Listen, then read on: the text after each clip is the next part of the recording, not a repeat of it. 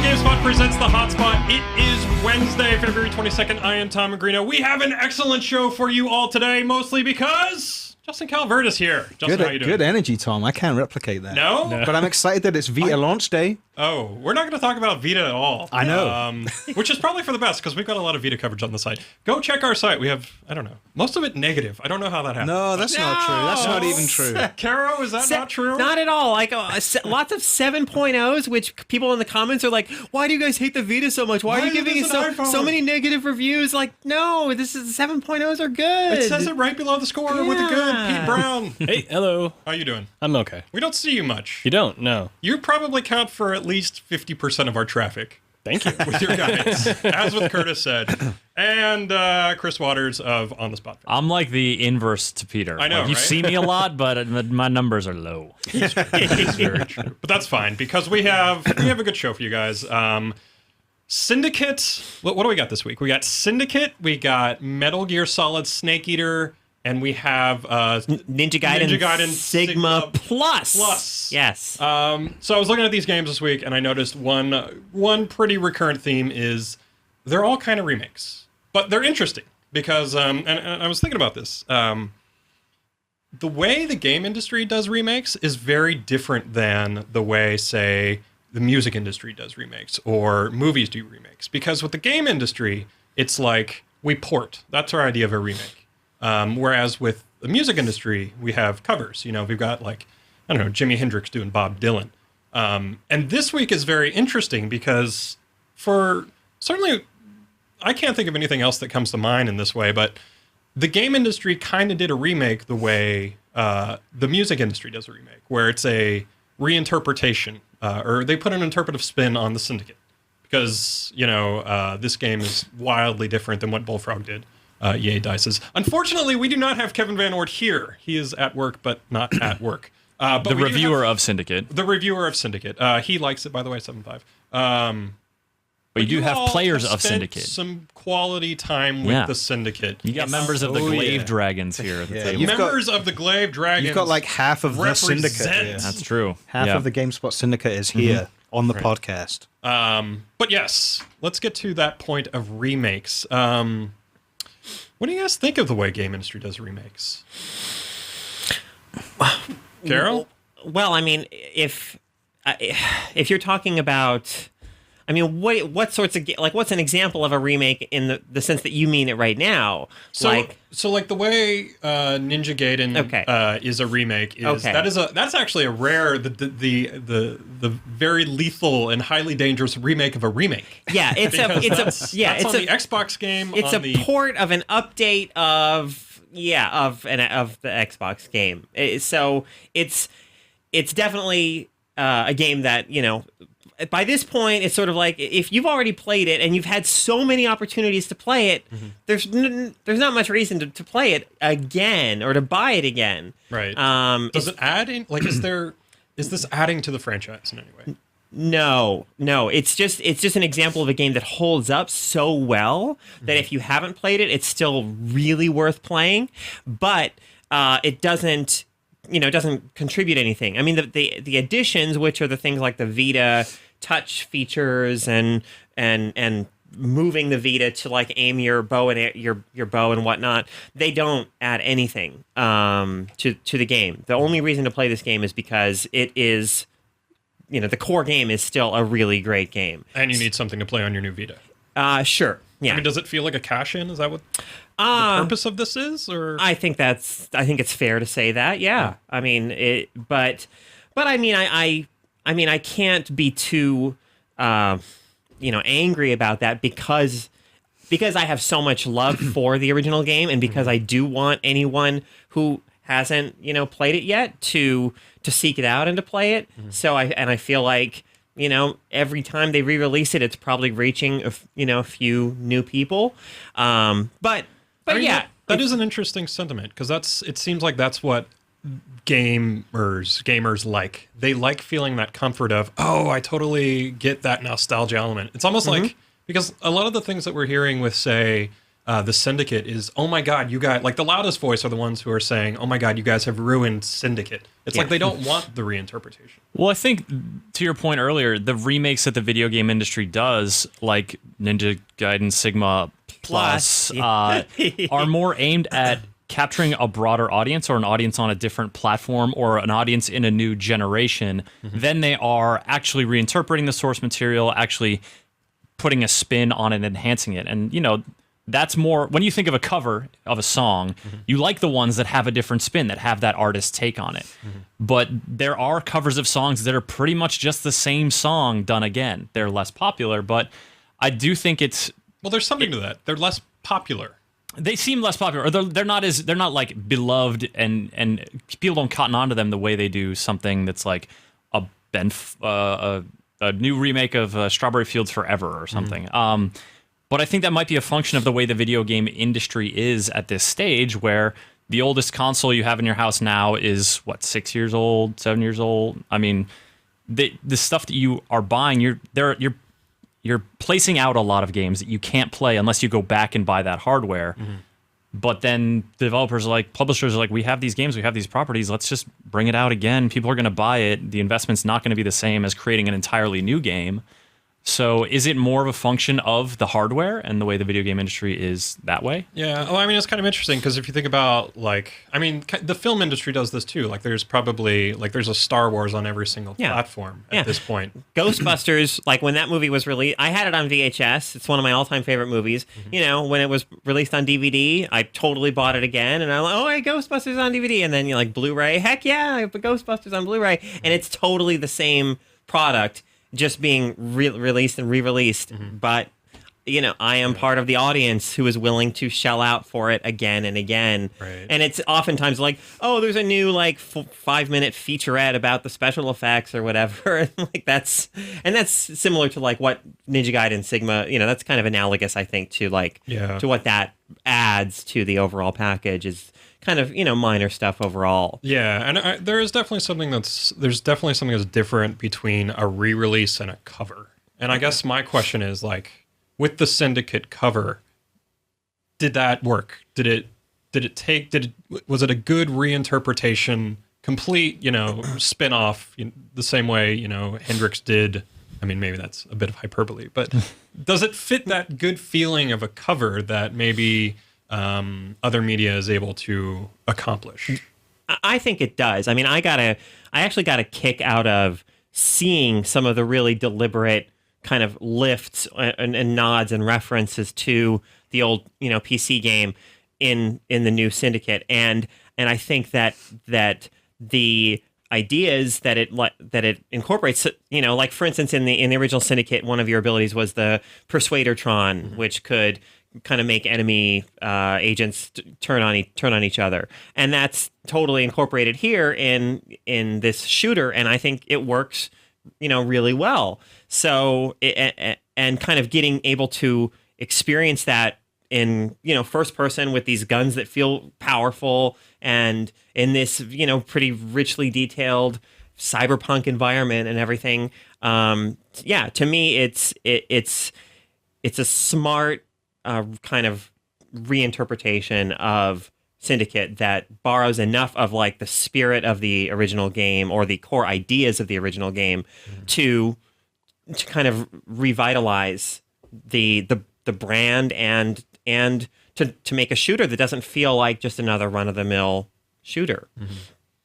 Yeah, I mean, there's that interesting idea of this is the brand and we need to keep this brand alive. It's that seems like it's also running counter to the way covers work, because it seems like in the game industry, you know, you're not going to get an independent studio from or just an independent studio covering Syndicate. It's almost like you get homages, like Braid is an homage to, say, Super Mario Brothers. Is that kind of is that the way that game industry studios are able to do covers? Like, they have to go in this indirect route? I don't know. I guess I'm just wondering if there's a place. I think they have to go indirect. I think that there's so much emphasis on the selling power of a name. You know, no one's going to be able to be like Super Mario Brothers Remix, because that's locked down by Nintendo, unless Nintendo does it themselves at an internal studio. Although, just a quick note, there is a really cool web game that called Super Mario Brothers Crossover, I think, where you can play Super Mario Brothers as like almost any NES character that you can think of. Ryu Hayabusa from Ninja Gaiden, Sophia the Tank from Bionic Commando, and so on and so on. But so that's like the mixtape equivalent, exactly. right? Where you have to know a guy who has a tape copier who's going to pass that thing to you. Yeah. You got to know about it on you can find it on the web and it's everywhere, but you're not going to put it into your system and play it with a controller. And it's not for money. I mean, it's obviously like a free, just kind of low budget tribute type deal. So it's very different from kind of mass market, product like Syndicate. Can you guys think of any games that you'd like to see covered? Or like you see, like, I don't know, you see somebody putting out a port of another game, you're like, I can't believe like this is what they're going with this again. I mean, I guess, and part of that question is also we do spin-offs really well. And I wonder if that's somehow compensating for our lack of covers. Well, what about the converse example of Syndicate? You have Halo, which is a first-person shooter, and then you have Halo Wars, which is an RTS. Like that Halo Wars was not received very well because it wasn't that great of a game, but I think we gave it an 8.0. Did we? I thought it was pretty lower. sure it was a fairly high score. So yeah, I mean, people like that game. I thought it was like closer to a 7 or a 6, but I don't actually. I played it and I was a little bit whelmed. I'm hitting I guess. GameSpot.com right now. Please do. But I mean, did you guys get a chance to play that? Like, we gave it a 6.5. I mean, it's definitely right. Yeah, thank you. But like I didn't care to play it. I mean, I messed around with the demo and I'm like, But like that was easier for me to swallow because it was clearly kind of a side project or a shoot off of the Halo games that wasn't replacing the first person shooters that I loved. And as somebody who has this real kind of fondness and affection for Syndicate, the original game, like there's a part of me that really still wants another true Syndicate game, and I don't want, it kind of, as much as I enjoy this new game and I think it incorporates some ideas really smartly from the original game, I don't want this to be like the default, this is Syndicate now, and I want another like actual, again, like true Syndicate game. So you kind of want you want EA to do what Take-Two is doing with XCOM. Yeah, exactly. I mean, I would love them to announce, don't worry, here's the Syndicate game that's actually building on like the type of gameplay that Syndicate had in the past. Yeah, and you made an interesting point about Halo Wars. It's because the way that worked was it was still Microsoft like as the final arbiter on the creative direction for the game. Did I use the word? Good Halo pun, Tom. Oh, that was unintentional. That was delightful. That one was for you all. No, but we don't get, like, I doubt, to just keep this analogy alive, I doubt Jimi Hendrix went to Bob Dylan and said, hey, can I do this? Is this cool? Do you mind that I'm going to release this? We don't get that kind of creative room, maybe, with the way the game industry does covers. I mean, I think that has to do with if you're covering game mechanics or names and art. I mean, that's really kind of the big dividing line between covers. You see a lot of games borrowing these elements and coming out with entirely different packages, but you can still find these little moments from older games in there, Yeah, there's definitely this idea of we certainly cover mechanics. Yeah, but isn't that, and that's really what games are. I mean, obviously, I haven't played the old Syndicate or the new one. I'm assuming it's probably more the mechanics that are missing for you than the elements within the game. Or it's just an entirely different style of gameplay. Right. Yeah. Okay. Yeah. So I mean, like, you can see that we can make covers of games, and a lot of people do. Really, it's just kind of hush hush almost. It's not like in your face, Unless you're Zynga. right? Unless you're Blatantly ripping off plenty of the covers. little man. Yeah. And it is right in your face. I mean, that is, I guess in that sense we are seeing, but it's it's a little nefarious the way they do it, because the way they do it is very disingenuous. It's just like not out of respect. it's not. There's no homage there. Yeah. There's no right. That's right. It's, no, they're it's riding more the of coattails. Yeah. A full-on lifting and Cut and paste. Yeah. I mean, that is definitely one component of what Zynga does.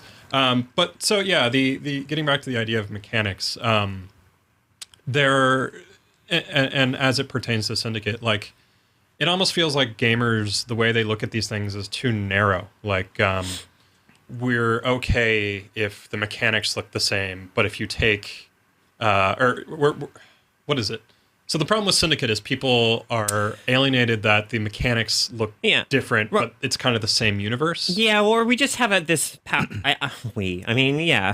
a powerful association with that, just that name, Syndicate, and it conjures up I think all kinds of warm, fuzzy memories of certainly the grim cyberpunk universe that the original game took place in, but also of that style of gameplay. Of little tiny dudes in trench coats walking around and like pointing their red circles at people and grinding out a minigun. Exactly. That game had some thrilling moments, which like when I picked up the minigun in our co-op session and it started like revving it up, I was like, I had one of those direct connections. Like, yes, the minigun. I love it. Yeah. But other than that, I mean, the more I play Syndicate, the modern one, I can detect those connections, but it's definitely not, it's not a remake in the way that we use that term. It's a totally new interpretation. It's a totally new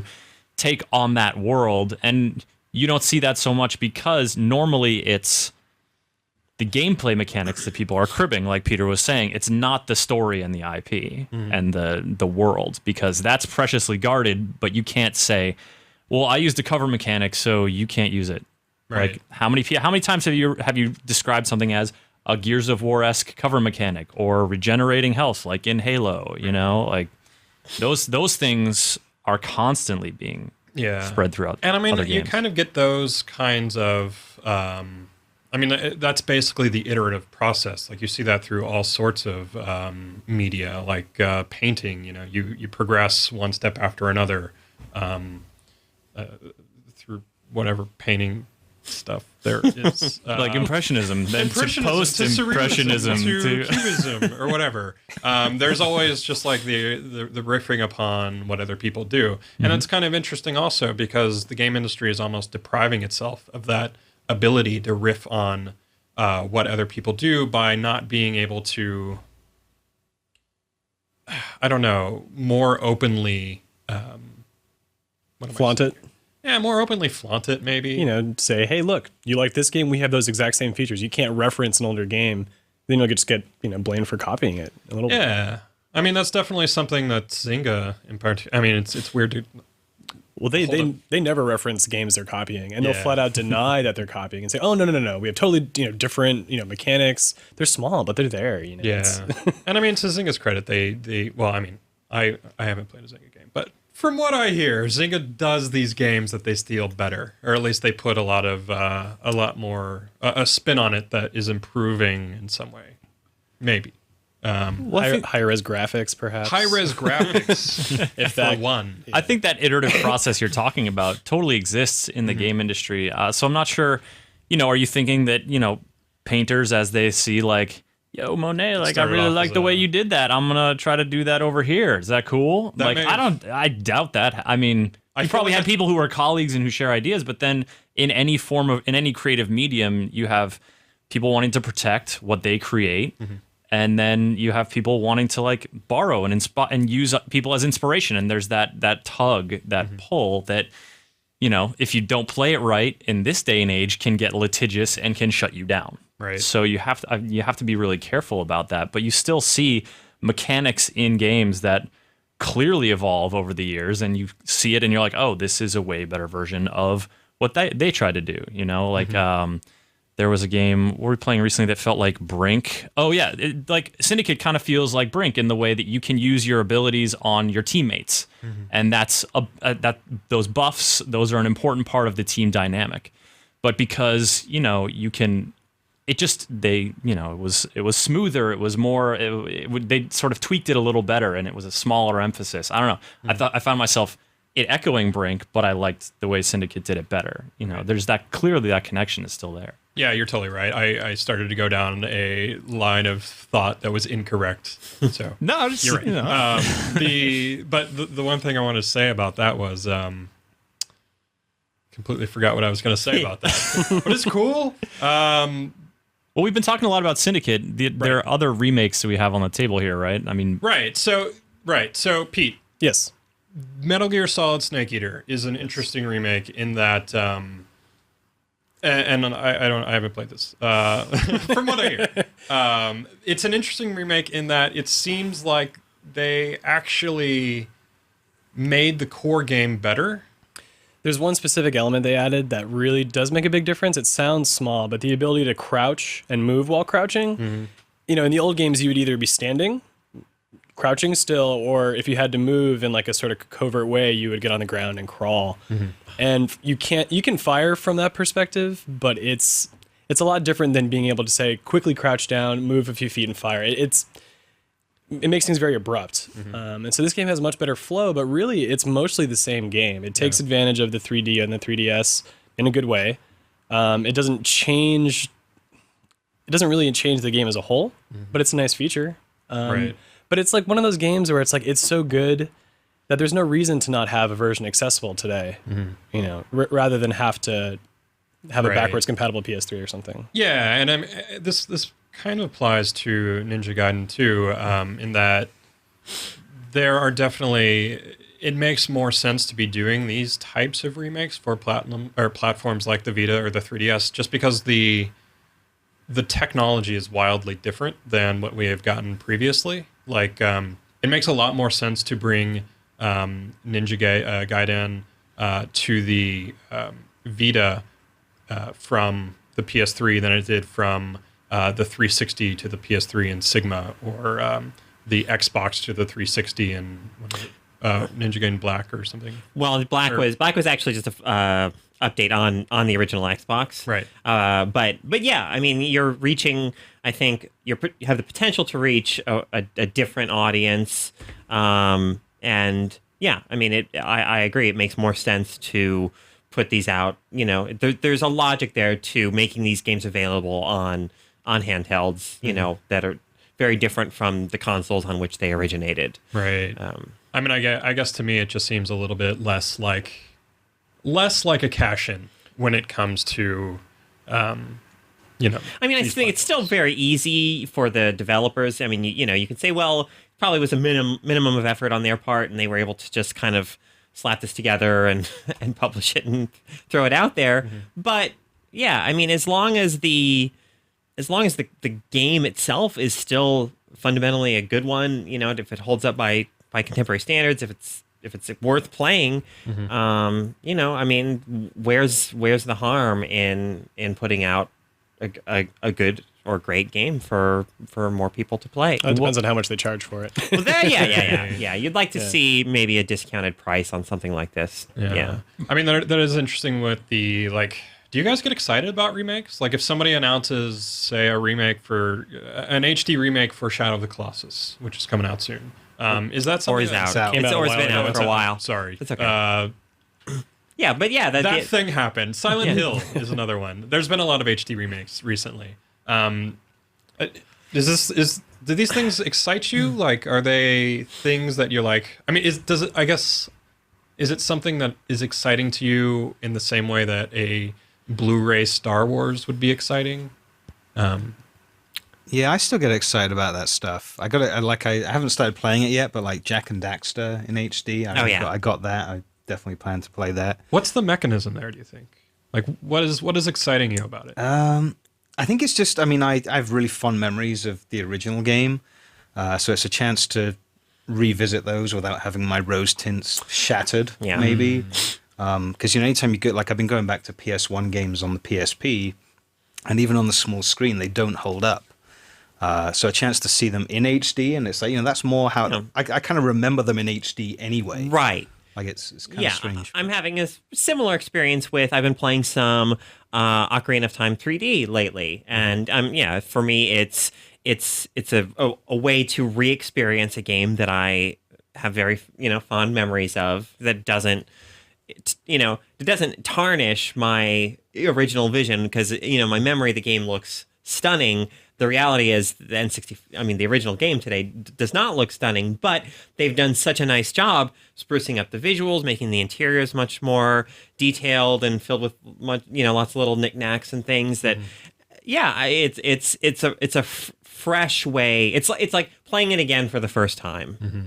Yeah. And I think that nostalgia is a huge factor, but like Justin is saying, the HD remake will make these things that otherwise would not hold up very well much more palatable to an audience that hasn't experienced them before. Because if you go back and try to play Ocarina of Time, you say you download it onto the Wii through the virtual console, that game, and then you compare it to Ocarina of Time 3D on the 3DS, the difference is striking. The game, N64 Ocarina, there are a lot of flat colors, a lot of angular textures, just like it's not the vibrant, exciting world that your rose-tinted glasses of nostalgia, that you remember it as. Mm-hmm.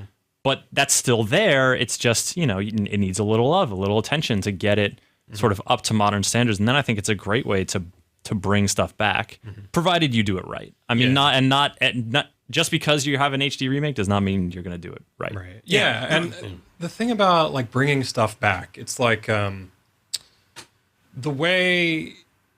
If you have the choice between an HD remake or basically the same game developed by a different studio, which is more appealing?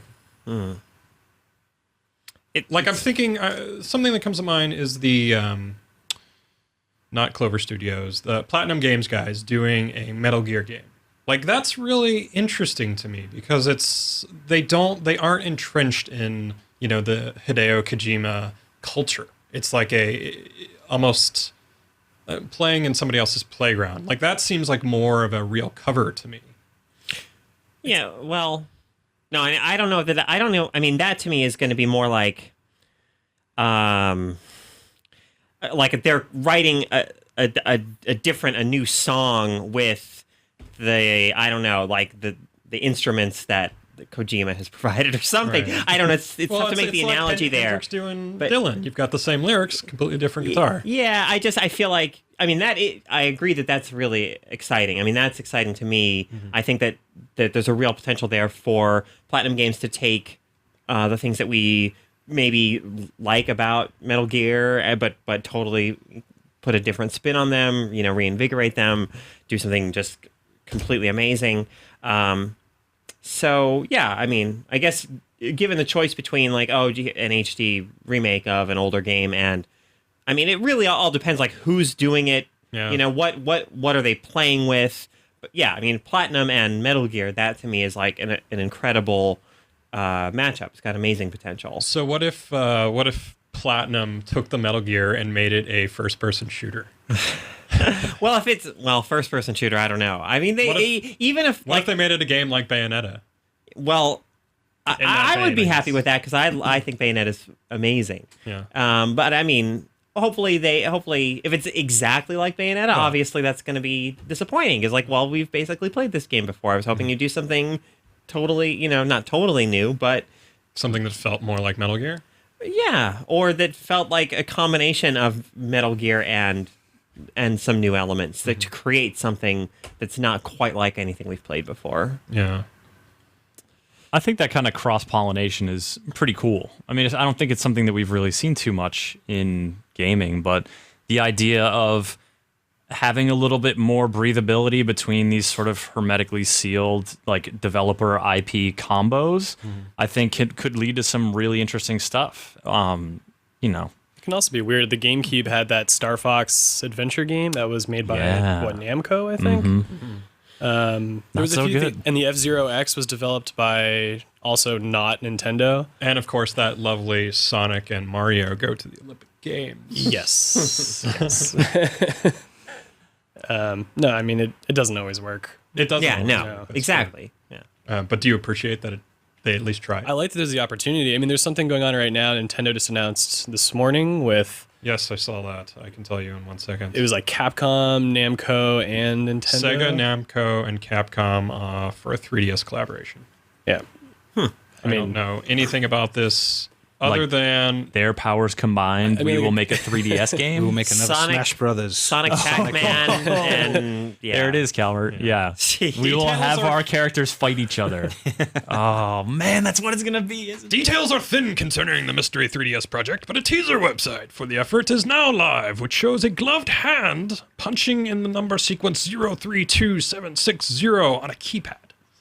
That's very much. I just Well, the started gloved hand that totally I just started sounds like watching a Lost and Oh, brother. Punching the numbers. numbers. Yeah. It means something. it's got to mean something. Finally play Smash Brothers as the Ridge Racer car.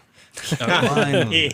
Oh, man. That drift been a attack long is time overpowered, coming. though. I don't think that's going to be a good fit. But yeah, I mean, it almost seems like the only way that Starbreeze was able to get Syndicate was Bullfrog going belly up. Like, it seems like the studio that made the original game there has to be a death. Has to have given up the ghost. Right. Yes, you need ashes before the phoenix can rise. Right. And EA is doing a wonderful job, or at least was doing a wonderful job making ashes. As we will see with our 10 years ago This Week in Reviews. That was actually, I just got that connection. Good on me. Damn. Fortuitous coincidence. Nicely done. On the back. There we go. Let's see. What else do we want to say about this topic? Is there anything else you guys want to say about this? I'd be interested to know, like, at what point does a game become a remake? Because we're talking about Ninja Gaiden Right. very matter-of-factly, and we're calling it a remake. Yeah. but is it a remake or an is it upgrade? It's a port. Because Yeah. I'm playing Plants vs. Zombies on the Vita. I would never consider that a remake, No. but it does a bunch of stuff to take advantage of the Vita functionality. Like you can kind of shake it a little bit to gather all the sunshine and that kind of stuff, and it obviously uses the touchscreen. But I would never dream of calling that a remake. That term does Yeah. get thrown around too much. I mean, Right. like a good example is the Final Fantasy, the earlier titles that have been remade in 3D. Yeah. I mean, those are remakes. That's you're taking the game Right. and you're just totally like deconstructing it and rebuilding it. Right. I mean, there's almost. I guess I've been making three different distinctions here. There's the port, there's the remake, and then there's the cover. And I think maybe just upgrade, you know, Or like, an upgrade. Like Snake Eater is an upgrade. Ninja Gaiden upgrade. Yeah, I wouldn't even call it an upgrade. I'd Yeah, just that's the call it port, based essentially a port. Disgusting, filthy cash.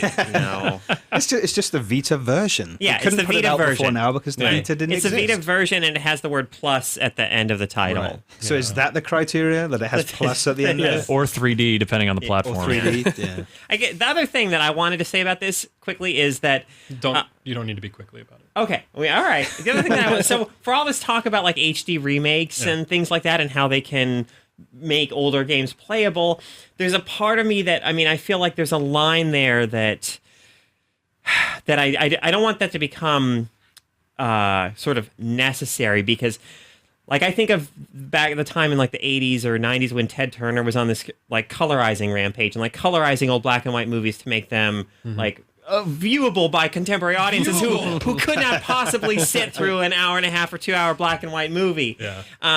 And you know, I feel like just for kind of history's sake or posterity's sake, like if somebody I want people to be able to look at Donkey Kong and appreciate it for what it is, for Warts like and a all. tremendously important, you know, influential game, you know, a landmark game in the history of games, and to not, you know, I don't want kids to be like I was as a kid when my mom would show me a black and white movie and I'd be like, it's black and white, it's old, it sucks, you know.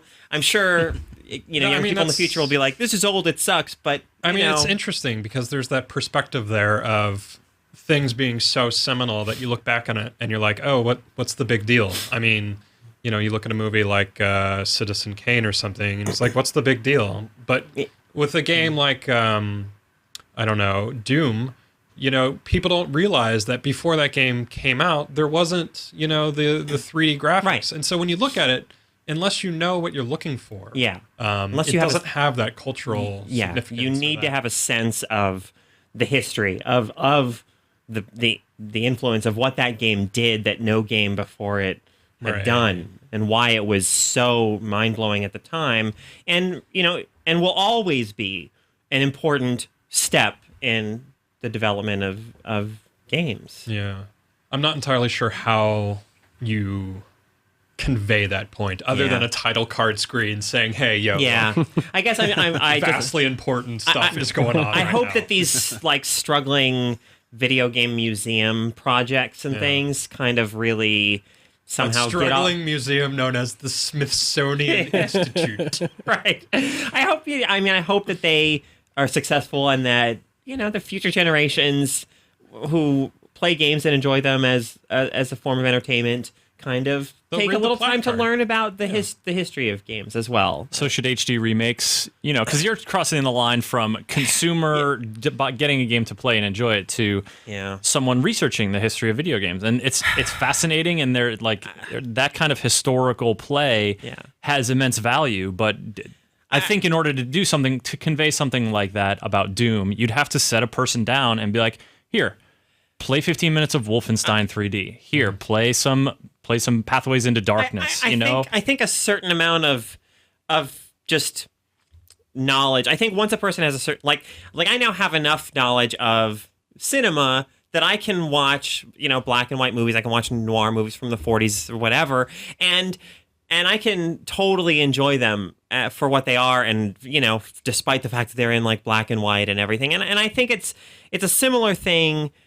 I feel like, or I hope it will be a similar thing with games, whereas people when if they're educated enough about just the general history of video games, that they'll be able to look at something like Super Mario Brothers, know it's from 1984 or whatever, and say, okay, that's what games looked like then, and that and that's okay. I don't need it to be HD'd and everything to enjoy it for what it is. So you kind of wanted people to do like what Microsoft did with Halo Anniversary, where you could do that kind of switch from here to then. Oh, that's I did think that was a really cool feature. Yeah.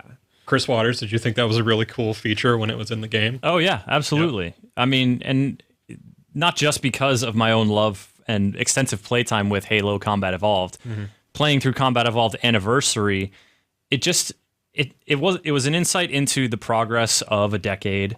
It was an insight into what a difference just small artistic touches can make, because you don't often, just from a pure side-by-side comparison, you don't often get that when you're playing a game. You don't get to look at one game and then look at another side-by-side and spot those minutia, but I can, in Anniversary, I can stand there and like pan across a vista and then switch it and pan back, and it like notice all like how it's a little more vibrant here, a little more detailed there, like where they improved, and that's just an awesome artistic thing to be able to do. Yeah, totally. All right, we're gonna move on. We have other things to talk about, sort of. Kind of. Valve will sell hardware if it has to. Did you guys read about this? Let's see, I have this in the wrong order. Anyway, Valve will sell hardware if it has to. Valve co-founder talking to Penny Arcade's new, I don't know what it's called, report, PAR. Gabe Newell said, questioned whether they would ever sell hardware. Newell said, well, if we have to sell hardware, we will. We have no reason to believe we're any good at it. It's more, we think that we need to continue to have innovation. And if the only way to get these people or these kind of projects started is by us going and developing and selling the hardware directly, then that's what we'll do. Would you guys buy a console? Did he add by any means necessary? By any means. We will get your video game money by any means necessary. Probably he did. They cut it out of the internet. Yeah, just snipped it It's out. unfortunate because he said it. It's not particularly good. It sounds like much more of a business kind of approach that he's taking. I mean, what does he want to do that he can't do on a PC? Well, or on a console? I mean, it's kind of like what he did with Steam, like before. Yeah. Well, that's something. But when you talk about creating like new gaming hardware, I mean, you have gimmicks and you have just the core functionality, playing the games. What if Valve made a console that operated like what if Newell delivers on this promise of you just have this connected console and you don't have like the CD drive, you don't have to deal with I mean, basically, it would be something like what OnLive is doing, where he just gives you a box and you can stream, you can buy things off of Steam and download them to your box. And would you guys? Well, so that's the difference with Steam. Now you download it and then you run it off your computer. Right. With OnLive, you buy the game, but then you run it off their computers, right. and they stream you the feed. And that's a big difference in terms of what kind of hardware Valve would develop. So would they throw a terabyte in there and there you go? That's your gaming box in your living room is powering those games with an internet card and a terabyte. That would be, I don't know. That could be cool. I'm just kind of wondering like where Valve could innovate in this whole console space, or what kind of things that they could bring to Microsoft and Sony, or what even they might be missing. In the current, until I'm not going to get excited about this or speculate about like whether I would buy it or not buy it. I mean, I'd need to know. Speculate, like, pet it, do it. What exactly? You're here to speculate. We pay you to speculate. I'd buy it. I will buy 17 of those things. No, I mean, I'd need Gabe Newell to flesh out. What would this hypothetical Valve produced machine do that I'm not getting out of my PC or my current consoles, etc. I mean, one thing that springs immediately to mind is you always hear Valve saying, we would update our console game if only Microsoft would get the fuck out of the way. Yeah. Like, if they could bring that kind of online experience, and it's really interesting because it seems like Valve is one of those companies that, like it or not, they've kind of cracked this whole piracy problem with their closed walled garden kind of approach to releasing PC games. So like if they develop a console that was basically a conduit to Steam, is that attractive? Well, really, all you need to do is, you can buy small form factor PCs now. Mm-hmm. All they need to do is develop the software to act as sort of a front end, to access the stuff you've already got from Steam, and maybe integrate Steam into that. But beyond that, you don't really need to do anything. Like Steam could just be integrated as a full screen window. Mm-hmm. Purchase your games, exit back out. You're in your front end, choose it. There you go. I mean, a lot of those games are working with a 360 controller anyway right now. I mean, there's solutions that I think people have already figured out that maybe they're more the enthusiast crowd. And so Valve is saying, okay, maybe we just need to make it easier for everyone. Yeah. But to say that they need to create their own hardware just seems a little far-fetched. I don't see that happening anytime soon. So it'd be more like package their own hardware, then create it themselves, because they're using stuff that's already widely available. That's what I'm saying. Like, if they wanted to right now, they could partner with, I don't know the brands in specific. Let's just say Asus. I'm sure they make like a little set-top home theater box that goes like near your TV. Great. Sell that through Steam. Put in a little graphical user interface that people can navigate with an included remote, and there you go. Like you're set. You have a wireless 360 controller. Build the RF thing into it. Yeah, well, I mean, it's also kind of, and this actually just occurred to me last night as I was trying to install Syndicate. Like, there is a huge difference between PC and console games. When you play a console game, you stick it in the drive and it goes. When you play a PC game, you install it for half an hour, and then hopefully it goes. So if Valve, who is a very much a PC-oriented company, like they have to be looking at that and saying, dude, this is not good when we're making our customers wait half an hour to get this game going. If they have a solid internet connection. Yeah. No, Heaven forbid if they have a slow one or don't have one at all, then yeah. I mean, I didn't even. This was from the CD. Like, this was not downloading it off the internet. Like, this was just writing to have disk. A box. Yeah. I have Syndicate. I'm going to put it on my PC. Half an hour, and it's. I mean, it's not like a cutting edge PC, but it was cutting edge a few years ago. So, just this whole idea of you want the PC space to be vibrant. There are definite things that you can cut out there or need to be improved vastly. Need to streamline. Yeah. The problem being Windows, obviously. Obviously. No, I mean, seriously, I'm sure Valve could provide all these little things you're talking about to make things easier if it weren't for the way that Windows, sets up all their security, managing your hard drives. Linux comes to mind. There's so many free distributions of Linux right now. I mean, they could easily package that. So is that another incentive for them to package their own hardware? You get to dodge the OS that has been, you get to have to dodge dealing with that don't that have to worry beast about of all the Windows other because it's stuff just that is your Windows. box running your stuff. Well, there's also Windows 8 is coming out really soon, and they've really kind of changed the UI and the way they're approaching like the home desktop. It's kind of come back to this like it's a lot like an iPhone in a way, or obviously the Windows 8 phones. But it kind of just to pause you 1 second. We are not saying that the PC is like an iPhone. Okay, go on. Okay. Basically, they're stripping away all the things that stood between you and like a smooth experience on a computer when you were using, say, XP, and in a lot of cases still Windows 7. So I just don't see Valve selling their own hardware. I think if it's going to happen, they're going to work with a different, hardware manufacturer. I mean, the only reason why I can say I can see that happening is because of Steam. Like, they went out, and who would think that the guy who made Half-Life would then make Steam? Yeah, but that's software. You can distribute code online. It's portable. You can email it to your friend. There's a lot of infrastructure there involved. It's not just software. Well, no, true. But manufacturing hardware, that's a whole different ballgame than just dealing with data. That's true. That is very true. There was one other thing I wanted to say about this, which is, why can you not just play a PC game like you'd play a console game? Like, why doesn't it just read off of the CD drive of a PC? Does anybody know the answer to that? Because that seems ridiculously retarded to me. I mean, stupid. It's probably got a lot to do with the fact that PC gamers want this sort of high res, the best fidelity they can get out of their system. And that kind of data, you're not going to find that sort of throughput coming from an optical drive. You're going to have to get it on a hard drive, which then has the bus speed to move it, around your system. Console games have very limited RAM. Bus speed. Yeah. Console games have such limited RAM, or the systems have such limited RAM, so when games ship, it's optimized for that experience. But it's very different demand and expectation compared to what PC gamers ask for and want to buy. Okay, we have one more news story I want to get to. Nintendo is exploring content partners for Wii U. This is a report from Adweek, basically saying that for the Wii U, Nintendo is thinking about taking a tack very similar to Microsoft's Xbox Live strategy of getting,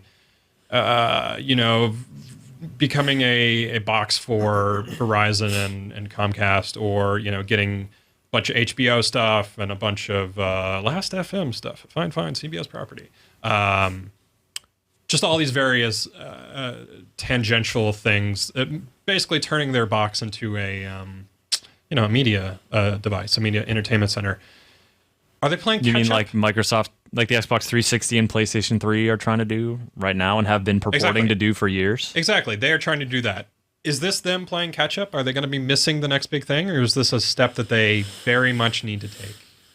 I think it's both. Yeah. I mean, I think you absolutely need to do that stuff, but they've kind of missed the boat a little bit. Mm-hmm. Like, I don't even have a cable box at home. I just use my Xbox and my PS3 for everything.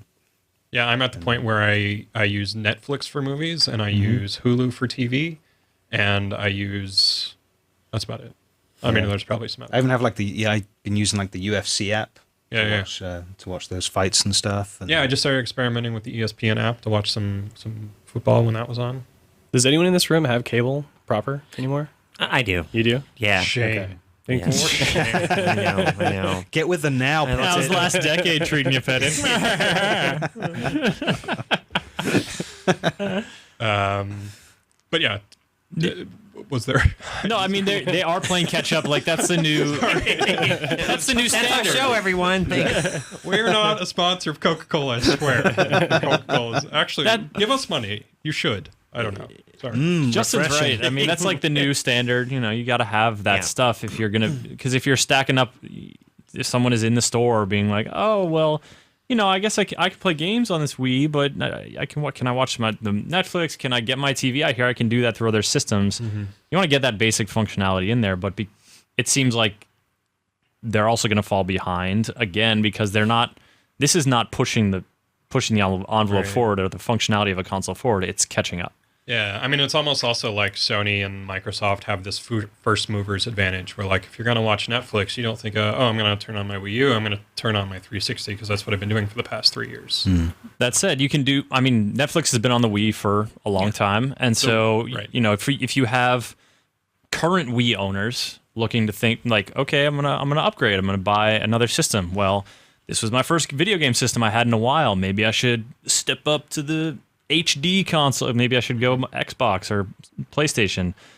Well, if the Wii U is doing the same stuff that the Wii U did, and then a little bit more, like it makes it more of a viable purchase for someone who's maybe not as ambitious when it comes to gaming. Yeah. If I can, in defense of the Wii, I've had a 360 and a PS3 both die on me. Okay. My Wii has never died. So therefore, when it comes to doing anything other than gaming, I turn those things off. I don't want them just running all the time. You know, I actually used my Wii for Netflix, and now it has Hulu Plus. So it's kind of my go-to video box. But I could be alone in that respect. See, my Wii's very reliable too, but it also hasn't been switched on in 2.5 years. That's a good point.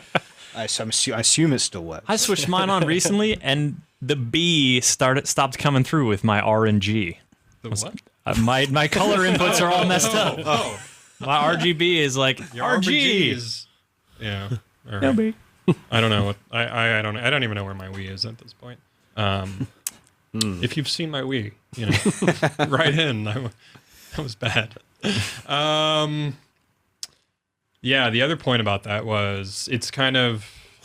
I mean, I wonder what this will do if Nintendo is going to Netflix. Also, how this will impact Microsoft and Sony and their deals with Netflix.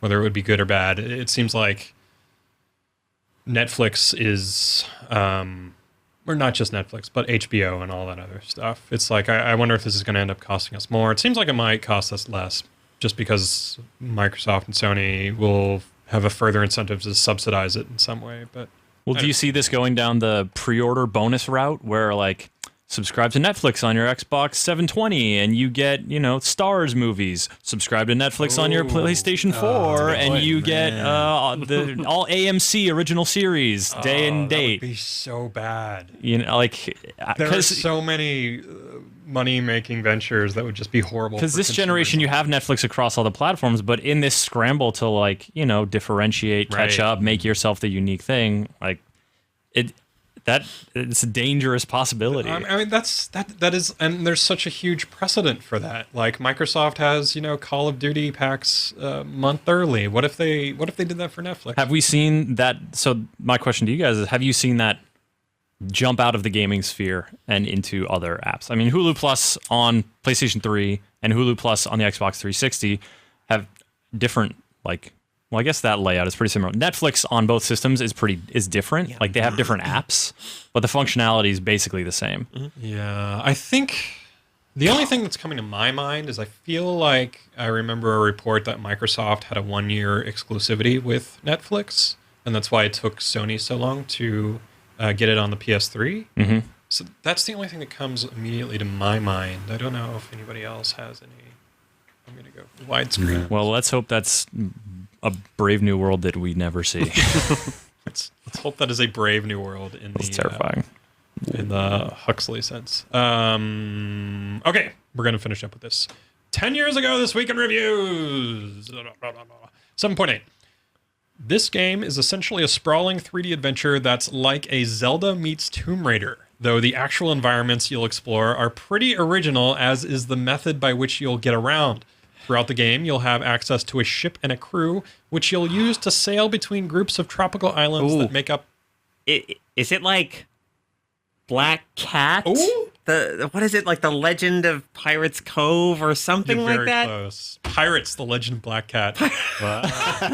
Westwood Studios, a once and former EA property.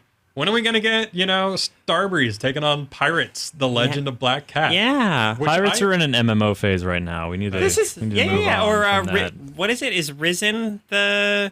Oh, yeah, Risen Dark Waters. The Risen 2 Dark Waters. RPG? Yeah. I got to say, Brendan made that pun in a headline way before Deep Silver did it. Way before. He made it, and I was like, "You're a genius, sir." And he's like, "I can't believe you just said that. I think less of you now." I may have written it, but you supported me on it, and that's unconscionable. I count on you to check me on these things. And I'm awful at that. I am an awful, awful human being when it comes to that. So yeah, it is in fact Pirates: The Legend of Black Cat. I never played that, and I always wanted to. I like Pirates. You like the idea of Zelda meets Tomb Raider? I do. You like the idea of like a double D Zelda? Yes, that's what I want. That's what I want That's what from the a Zelda world game. needs. Yeah, It's not what I want. It's what I need. You know me very well. That's that's what I'm all about. All right. But yeah, no. Have any of you guys ever played that game? No. It's fun doing these because I'm like, oh, I did not even realize that is an actual thing, which perhaps shows my ignorance on these matters. If you have a comment, question, correction, or clarification, feel free to write us, hotspot@gamespot.com. I probably won't read it on the show, but I will post it to the Hotspots page on GameSpot. You can go to, I think it's like the Culture tab. Where would it be? I think it would be somewhere up here, and then you would highlight it, and it would come down, and it would say something along the lines over in of the Hotspot. platform. I think it would be. I think you're using the wrong hand. I think it would be. Oh, I think you're. Yeah, I think it's on that side. no? Okay. But yeah, so I'll post it beneath the video, and you get your word said. Send us fan art. We got some excellent fan art last time.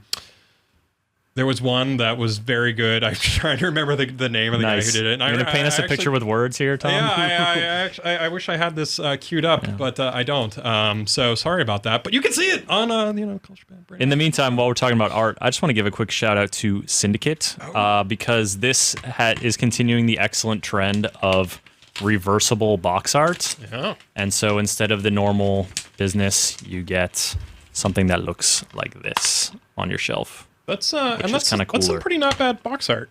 Kind of dig it. I mean, as far as box art goes, Reversible box art. it's the conduit, but what are you gonna do? To our 4 listeners in Serbia, Zadvala. Oh, I had it. Marco pronounced it. Do you guys remember? No, I heard you in the corner trying to pronounce it, and then he said you were Good enough for an American. Yeah, good enough for an American. To our 4 listeners in Serbia.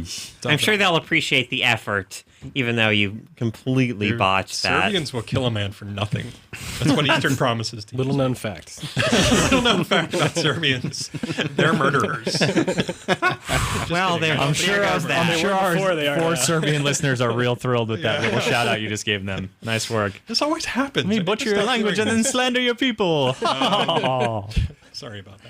We will have Casey Hudson on the show next week. You may know him as the executive producer of Mass Effect 3. He will be here in Living Color. We actually had him on when Mass Effect 2 came out.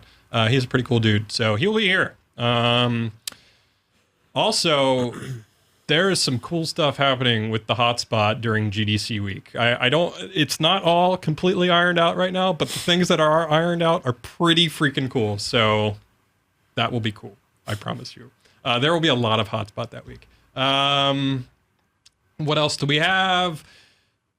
More podcast, Ozspot and GameSpot UK podcast, which they still have not renamed. I thought they were the clever ones, the funny ones.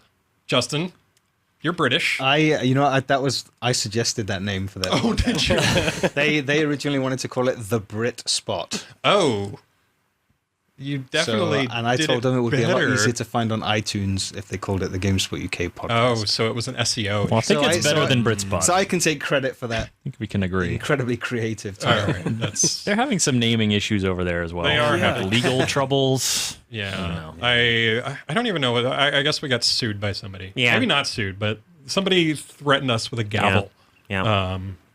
I don't know. I feel like I can't even say it. It was all those No, you shouldn't say it, Don't but say it. No. it's the fine series of videos by Danny O'Dwyer. Right. Danny O'Dwyer, the Phantom Menace. That's what got us into trouble. There we go. That's it. That's right. George That's Lucas. his nickname. birth. That's his. No, you didn't. I will lightsaber you in the face. Anybody have anything else they want to talk about? Promote on the spot this week? Yeah, is tomorrow's happening? on the spot. Yeah. We're going to have... hang on, I thought today's on the spot. When does this go out? This goes up today. Okay, We stopped time tomorrow's on warping. the spot. Yeah. We're going to, amongst other things, we're going to have the first gameplay footage of Sonic 4 Episode 2. Oh, Yep.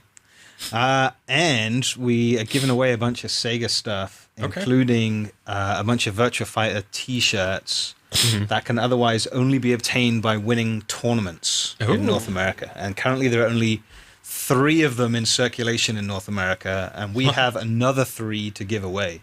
that's pretty cool. Doubling the amount of these T-shirts in the country. So those are worth basically $500,000 each.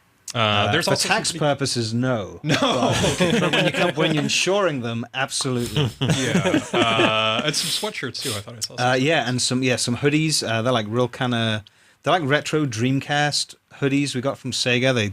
I don't know where they dig them up from, but they're as new, and they have, it's like the evolution of the Sega controller across the chest. Right. So it has like Master System, Mega Drive, Saturn, win this Dreamcast I like. controllers. Oh, I like Yeah, that. they're pretty cool. We have like I think we have 3 T-shirts and 3 hoodies to Right. give away, all in a weird assortment of sizes.